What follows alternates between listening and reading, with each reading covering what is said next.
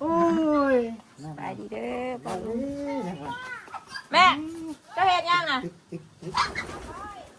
เจ้าว่าหยังนะพ่อ น้องนกกอย ตบกอย เป็ดนะเป็ดนั่นแหละเป็ดนะ กินแม่เพอนี่ชื่อเพอมาให้ เป็ด กระเปียกเพราะมันกระโบแซ่บแล้วปลามันเย็นมันกระโบแซ่บแล้ว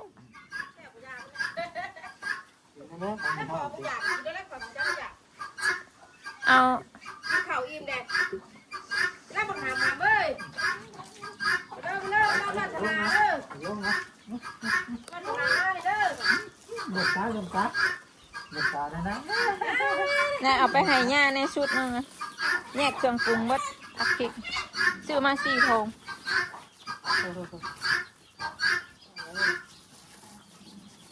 เอาเจ้าก็เอาพักเอากระเปียกกับเส้นมันใส่ สิเลยมันหยอกตัวแล้ว แล้วมีเครื่องปรุงมันนำเด้อคือกันเบิด ปั่นมืดดิ กระเปียก กระเปียกเบิดได้ บ้านบ้านไปบ้านเรากินได้ฮะ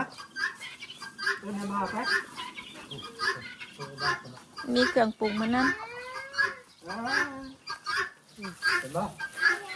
โอ้ยเออ เอามาตู้กินไหมแซ่บเลยฮะกลัวมันห่อนกินข้าวกับย่างให้กูกับปูไอ้หน้าบ่ ในหน้าไปเสียเขาไปส่งพ่อแม่นะ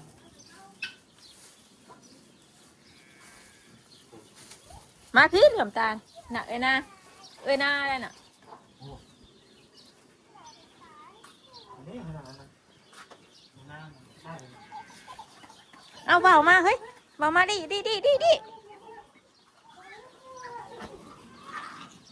เบามาดิ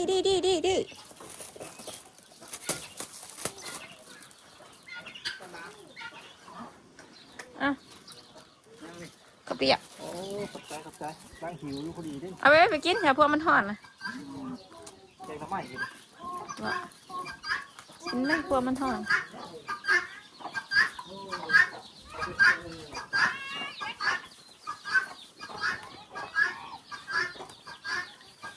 ปนะพี่เอาพี่ ยังไงมีตู้อุ้มเหรอ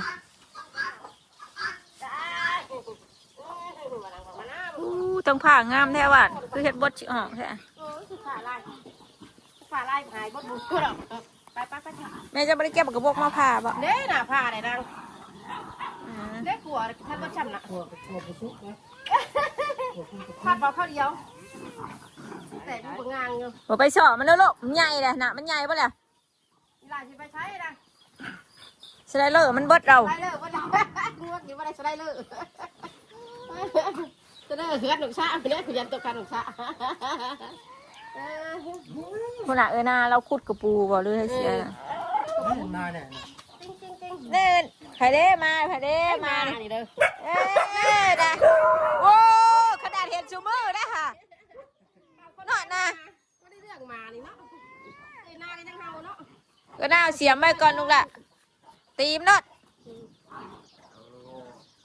แม่ว่าขึ้นไปกินพวกมันห่อ กิ น นได้ไหมครับกินข้าวอิ่มนี่ สัก เนาะ หน่อยเสียดมันติดกัน ทับเอาได้ข้าวเดียวได้ ทับยังนะ เอาทับก็พกไปได้ทับไม่ทับข้าวเดียวกิน ไม่จะไปฮอดใช่จะมาเอากอยนะ ตายนาวชื่อช่างนางนะ กอยนะ ถ้ามันแช่ไม่สามารถอีกขอบเขาแล้วมันงงขึ้นกูเขาไม่ได้เอา อืม เอาเงานึงเอานิดหน่อยนึงเอามาลองเบิ้งเนาะนางเนาะสิแซ่บบ่เนาะ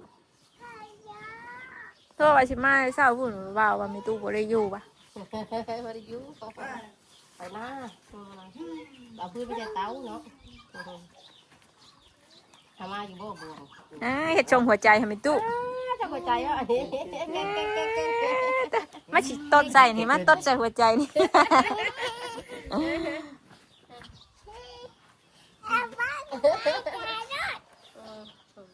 ชงหัวใจวะโอ้ตีแม่ก็เจ็บเลย ป้าขึ้นเทิงไปป้าขึ้นเทิงระบาไป กินเท่ากินมาแล้วเมื่อกี้พี่ก็ชิบยาก่อน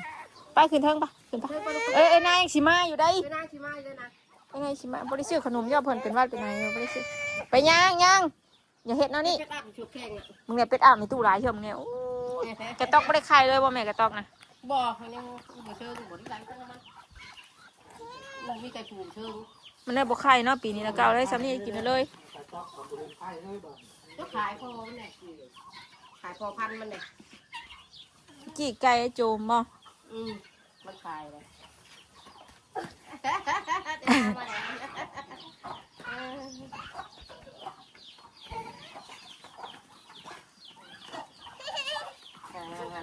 เก่งเลย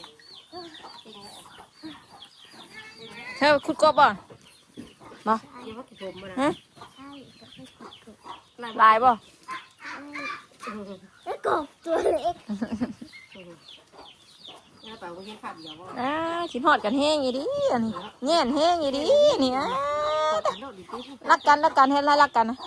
รักเอ็นหน้าบ่โตช้ำกันแล้วฮึบ กันแล้ว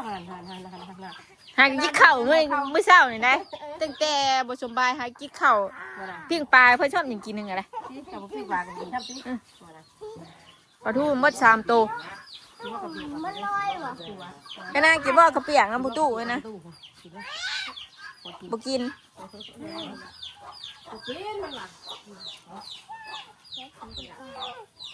อุ้ยไก่กระตอก ดอกไม้ตู้ห่าวว่าแล้วว่า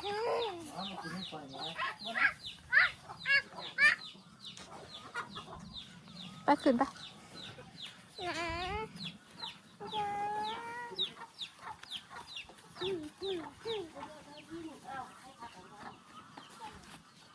ห้าวกินอยู่เมื่อกี้นี่แซ่บอยู่อย่าขี้เป็ดได้ลูกขี้เป็ดหลายห้ามไง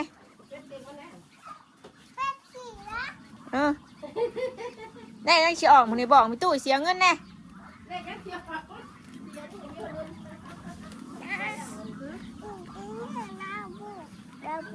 บูสียังนี่สียังโดกนี่สียัง บูเสีย สีเหลือง ใส่ ติตี้อ่ะนี่น้ำเสือบ้าน พอไข่ลูกหาหน่อยมาได้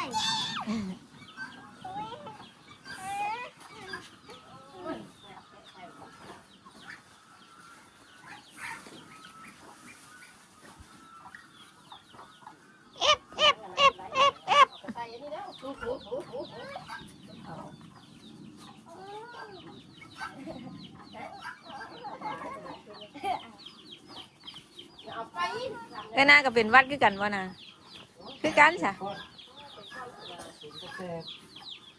มันนานเศร้าเนาะเป็นวัดเนาะโอ้ตัววัดกับบ่เศร้าเทื่อ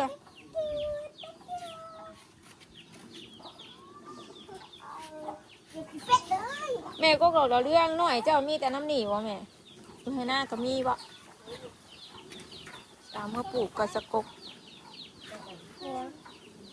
เมื่อไหร่บัวซ่า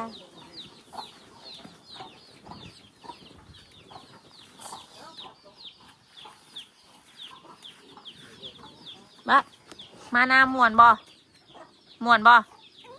ฮะมวนหรือบ่มวนบ่ลูกมวนบ่มานานนะ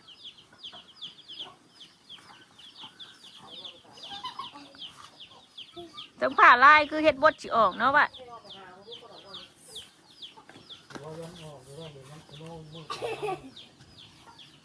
มันออกทางอื่นติมันบ่ออกทางเฮาบ่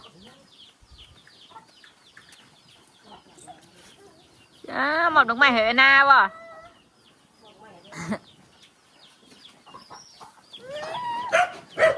โว้ติงชิงนี่ชื่อกับบ่ได้อย่าดึงลูกอย่าดึงของลบนะฮะคืออีกอย่างนะ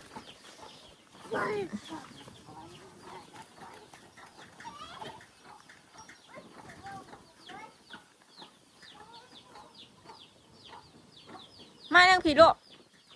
ลูกเอ้ยมาพี่ลมน่ะมาพี่ เสียแย่กบบ่อนเสียแย่เอฟบ่อนเอาวะวะแย่เอฟปะ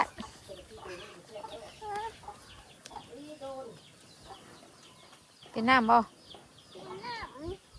หูกบจัก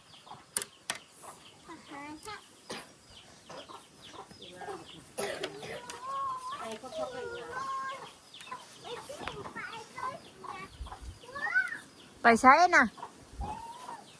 ไปเก็บเกือบขาดมีตู้อีกแล้วบ่เจ้าแกเกือบนะเนี่ยครูมันค่ะนี่ครูมันนี่ครูมันครูมันเกือบ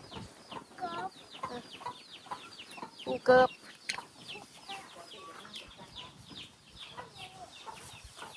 มันเบิดแล้วลูกโอ้แซ่บอยู่บ่คนเฒ่าแซ่บอยู่บ่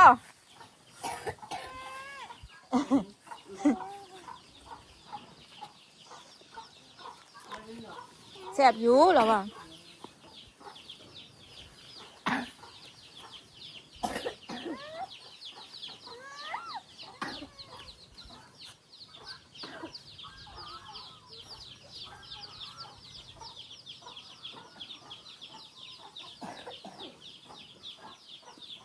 เอาลูกหลานเห็ดยังน่ะมาเห็ดยังน่ะสิเต้นบอน่ะ นักปลูกดอกไม้ ปลูกดอกไม้เนี่ยนะอันได้บ่ดิ่งงูไก่วันมาได้ดิ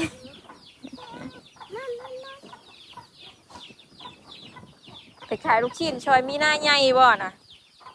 บ่มีหน้าน้อย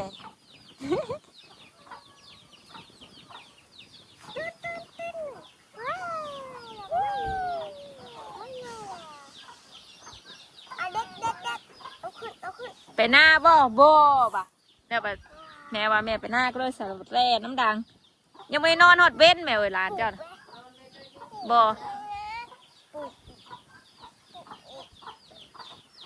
นอน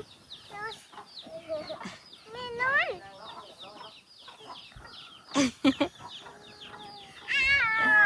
ตื่นมาบานเลยจิ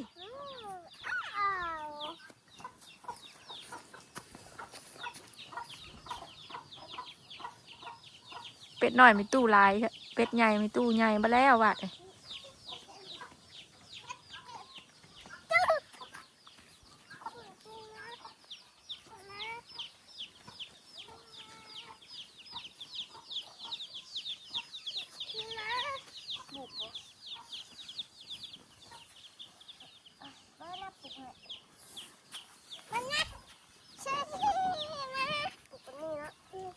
นู้นเดิมมากล้วยไหมไม่ตู้กล้วย แม่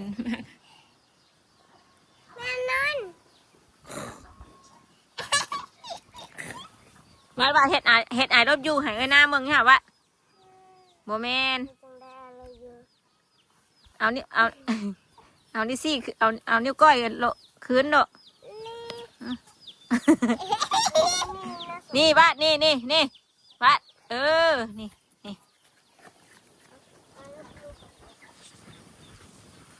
มาเห็ดรูปหัวใจเห็นไหมนะบางอย่างรูปหัวใจนะเห็นได้หัวใจนะใส่ว่ามันใกล้ๆเอ้ยหน้าบ่เห็นนะใส่หานเอ้ยหน้ามาจริงเลยว่าเห็ดเป็นจริงเลยเห็ดโชฟี่ดูเห็ดโชฟี่เอ้ยหน้าเห็ดเป็นรูปหัวใจเลยเอ้ยบาดเด้ดึงเสือน้องขึ้นนี่นะน้องเห็ดเป็นดึงขึ้นก็ได้ดึงฟึดขึ้นเลยเอาไปใส่อะ มาหน่อยแม่มาพี่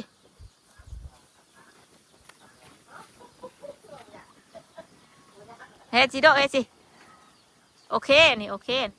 อ้าวมีตู้มายังนี่นะห่านเจ๊เปิดห้าวแล้วนั่นป้าเอ้ยเจ๊ให้ไล่ไปตู้ลูกไปไล่ไปตู้ไป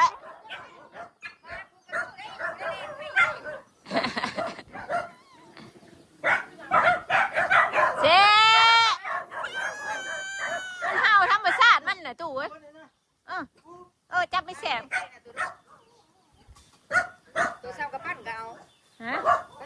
นหลานนี่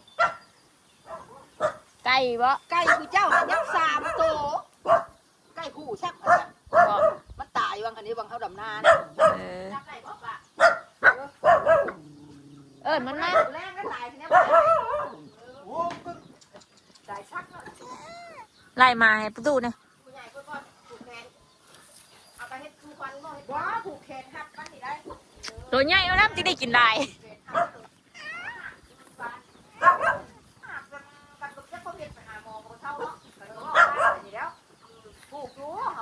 อย่าเห็ดบะมันชิข่าวเล็บมืออ่ะลูก มีผ้าถิ่นเขาแท้หักเพื่อนบ่มีใจมีกาหลานมันแมนกับเช่าอ่ะหลานนางนั่นให้เช่าแต่บ่ดีว่ะอีกว่าคืนนี่ดอกเช่าแต่คืนนี่ใจก่อนกันว่ะ มือได้ป่ะร้านหน่อย ทอดหนูให้ลูก บางแน่ทานตู้ว่าพ่อให้ตู้มึง แม่เบิ่งเด้ไก่ใหญ่เลยป้า เต้นอยู่เต้นเต้นเต้นอยู่เต้น มีอ่ะให้เจ้าให้เราแล้วหายแล้ว เอามาเบิ่งยุ่งเงินน่ะมีบ่เป็นแค่ มีแต่ใบจูน มันเฮียไอ้ลูก ว่าจะปิดให้ปิดให้ปิดให้ น่ะการงานก็มันใหญ่น่ะต้องเป็นบ่ใหญ่ที่น่ะเป็นบ่มันใหญ่ ว่าตู้ขายไก่ตัวว่า ตู้ขายไก่ว่าหยุดเลยติ หยุดสิว่ะ ตอนแรงเลยตอนแรงจับให้เล่าเลย แม่ก็ลูก มาพี่ดูมาพี่ลูกเฮาเนาะ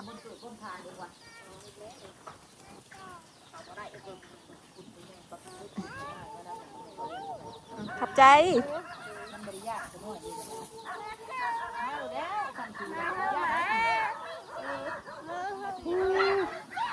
ห่านชูโม่เฮ็ดเอ็ด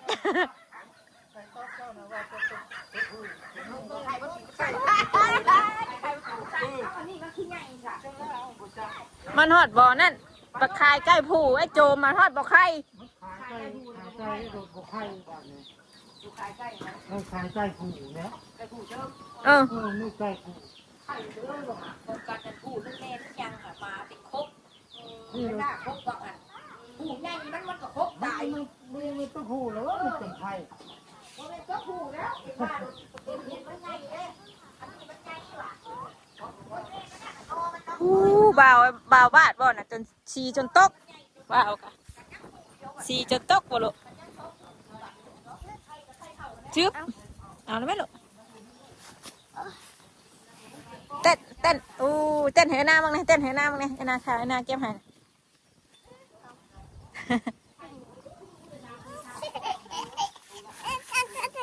ตืดมันเนี่ยป้าช่วยขุดกบแน่ละช่วยขุดกบเลยผม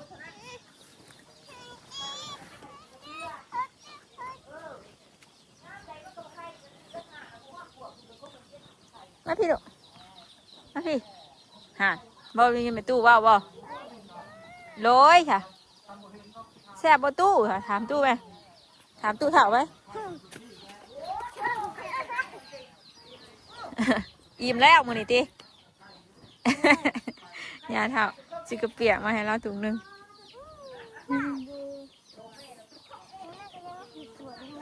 อย่าเหยียบไปด้วยตีนดำเด้อ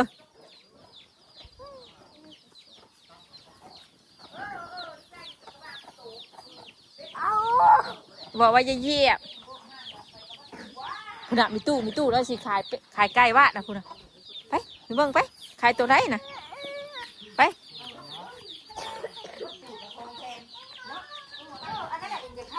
มันเอาไปทำในตู้กัน อันนี้เขาให้ตัวซ้ำนี่เขาให้ตัว70ได้นี่ สำนี้นะ ตัว70ซ้ำนี่นั่น เป็ดนี่ เอ้า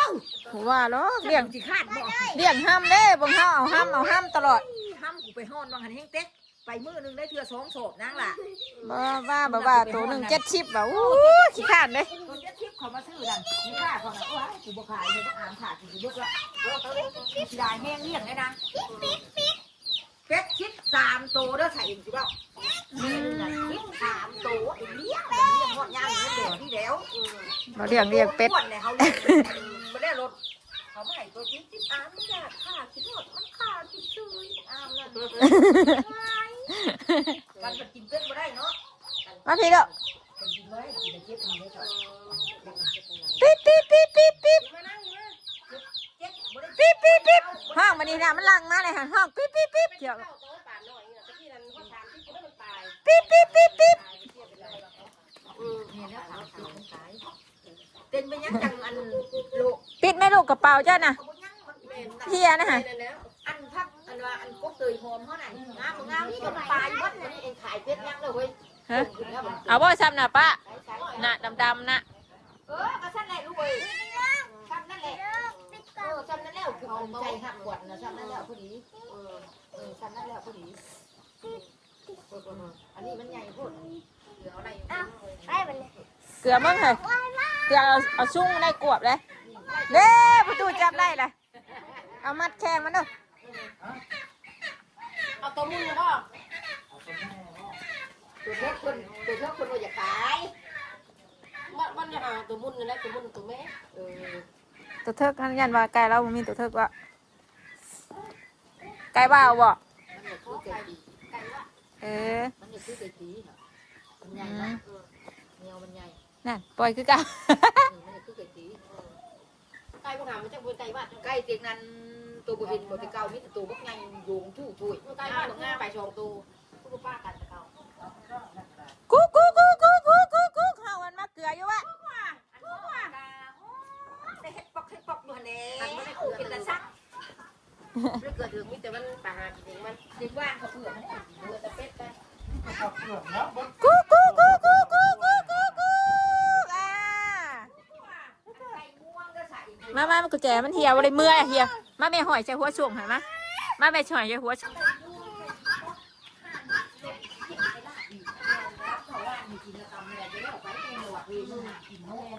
เก่าไก่เจ้าขึ้นหลายใช่ป่าวแล้วเก่านะ ขายตัวคนมาซื้อเป็นขายทำบัตรว่าอะไรเป็ด ขายยังแม่ เป็ด เออ คนมาซื้อขาย มันก็พูดเด้อฉันเจ้าอีกเจ้านะ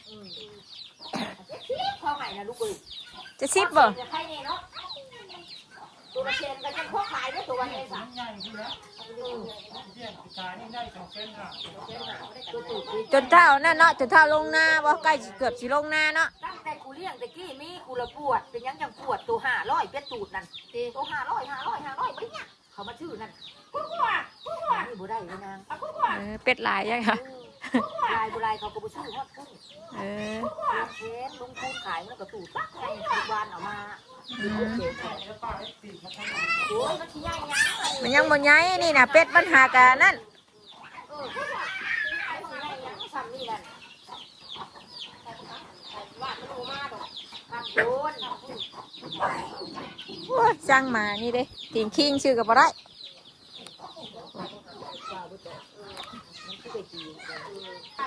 จับบ่รถอยากได้ตัวใดจับบ่รถ